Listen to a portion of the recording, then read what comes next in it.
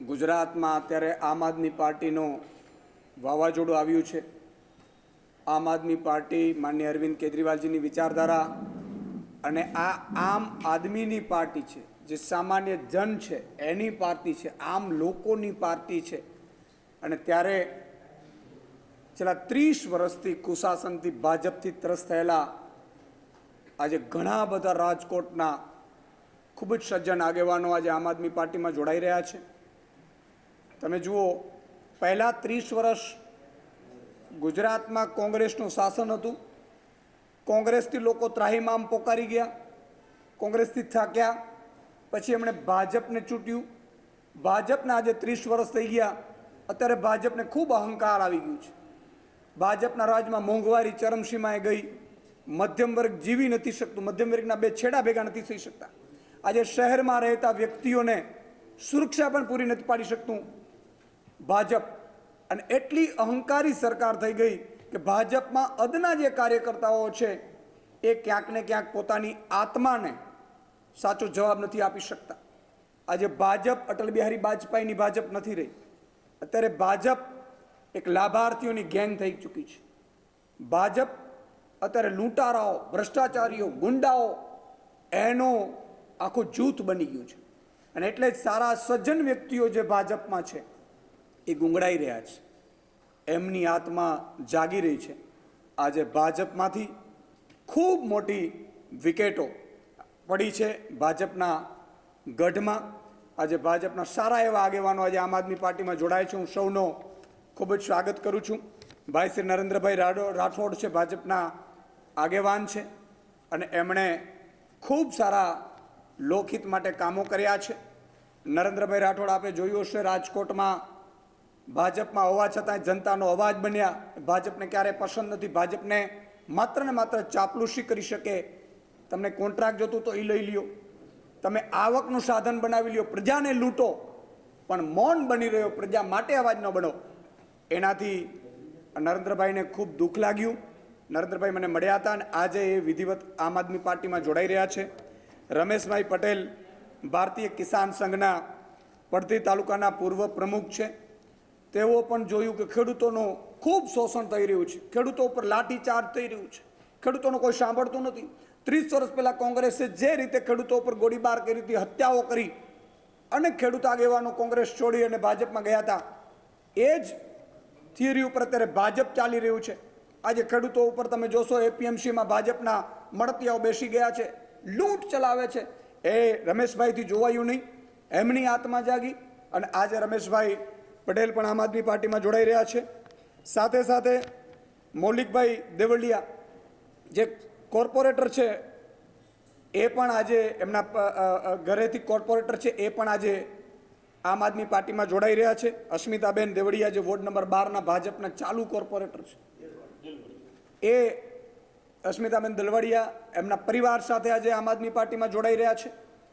ભાજપમાં તમે જુઓ, એક સમય હતો કે ભાજપના ચૂંચા ન કરી શકે, પરંતુ હવે લોકોએ નક્કી કર્યું છે કે ભાજપથી ડરવાની જરૂર નથી, પ્રજાની તો માફ નહીં કરે, ક્યાં સુધી ડરીશું? અને એટલા માટે આજે દિગ્ગજ નેતાઓ આજે આમ આદમી પાર્ટીમાં જોડાઈ રહ્યા છે। વિપુલભાઈ પટેલ ભાજપ આગેવાન છે, એ પણ જોડાઈ રહ્યા છે। કિરણભાઈ ગોહેલ વિધાનસભા ના આગેવાન 71માં કોંગ્રેસમાંથી છે, એ પણ આજે આમ આદમી પાર્ટીમાં જોડાઈ રહ્યા છે। રવજીભાઈ સોલંકી કોંગ્રેસ આગેવાન છે, એ પણ જોડાઈ રહ્યા છે।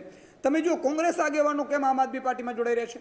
જે રીતે કોંગ્રેસે ભાજપના કહેવાથી વિસાવદરમાં ઉમેદવાર ઊભો રાખ્યો, એટલે અદના જે કોંગ્રેસના કાર્યકર્તાઓ હતા એમને ખબર પડી ગઈ કે આ તો ભાજપના ઇશારે કોંગ્રેસ ચાલે છે। એટલે ઘણા નીચેના લોકો કોંગ્રેસથી વિખૂટા થયા। કોંગ્રેસની જે નેતાઓની જે મિલીભગત છે કે આ તો ધંધાર્થી નેતાઓ છે, અને ધંધો બચાવવા ભાજપના ઇશારે આ લોકો ઉમેદવારો ઊભા રાખે છે। સાથે સાથે આપણે હમણાં જોયું હશે, આપણે હળદરમાં જે થયું એમાં કોંગ્રેસે ભાજપના કહેવાથી ત્યાં સભા કરી અને ભાજપ ઉપર હુમલા ન કર્યા। એણે કોને ઉપર હુમલા કર્યા? ખેડૂતો ઉપર હુમલા કર્યા, આમ આદમી પાર્ટી ઉપર હુમલા કર્યા। એમણે એવું કીધું કે આમ આદમી પાર્ટી ખેડૂતો નાટક છે કે જે જેલમાં જવાના નાટક કરે છે। તમારા એક કોઈને મોકલો એમ પ્રદેશ અધ્યક્ષને જેલમાં, ખબર પડે તમને? અને એટલે આ કોંગ્રેસના આગેવાનોને લાગી આવ્યું, એમણે દુઃખ થયું, એમણે નક્કી કર્યું કે આજ ભાજપની બી ટીમ તરીકે 30 વર્ષથી કામ કરે છે, ધંધાર્થીઓ છે, મોટી મોટી કંપનીઓમાં ધંધાર્થીઓ છે, મોટા મોટા કોન્ટ્રાક્ટરો છે, ભાજપ કોંગ્રેસના મળતિયાઓ ભેગા કરીને કરે છે. અને એમણે અમારા ઉપર, આમ આદમી પાર્ટી ઉપર વિશ્વાસ આવ્યો, અમારા જેવા યુવા નેતા ઉપર વિશ્વાસ આવ્યું કે આ લોકો મરી જશે પરંતુ ક્યારેય ભાજપના દલાલ નહીં બને, ભાજપના ધંધાર્થીના લાભ નહીં બને. એટલે કોંગ્રેસના આગેવાનો પણ જોડાઈ રહ્યા છે. લવજીભાઈ મેઘાણી ભાજપના આગેવાન છે, એ પણ જોડાઈ રહ્યા છે. કેતનભાઈ રાઠોડ ભાજપ આગેવાન છે, એ પણ આજે જોડાઈ રહ્યા છે. નરેશભાઈ જાદવ ભાજપ આગેવાન છે, એ પણ આજે આમ આદમી પાર્ટીમાં જોડાઈ રહ્યા છે. નિરાલીબેન પટેલ પણ ભાજપ આગેવાન છે, વોર્ડ નંબર 12માં, એ પણ આજે આમ આદમી પાર્ટીમાં જોડાઈ રહ્યા છે. દ્રિનેશભાઈ પટેલ ભાજપ વોર્ડ નંબર 11ના આગેવાન છે. ખોડાભાઈ સોલંકી કોટડા સાંગાણી તાલુકા ભાજપના તાલુકા પંચાયતના સભ્ય છે પૂર્વ, એ પણ આજે આમ આદમી પાર્ટીમાં જોડાઈ રહ્યા છે. ભીખાભાઈ મેઘાણી પૂર્વ સરપંચ છે મોટા મુવાના, એ પણ આજે આમ આદમી પાર્ટીમાં જોડાય છે.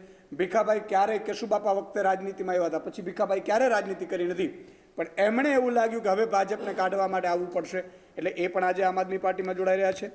દામજીભાઈ મેઘાણી કોંગ્રેસના આગેવાન છે, એ પણ આજે આમ આદમી પાર્ટીમાં જોડાઈ રહ્યા છે. સંજયભાઈ વાઘેલા ભાજપ આગેવાન છે, એ પણ આજે આમ આદમી પાર્ટીમાં જોડાઈ રહ્યા છે.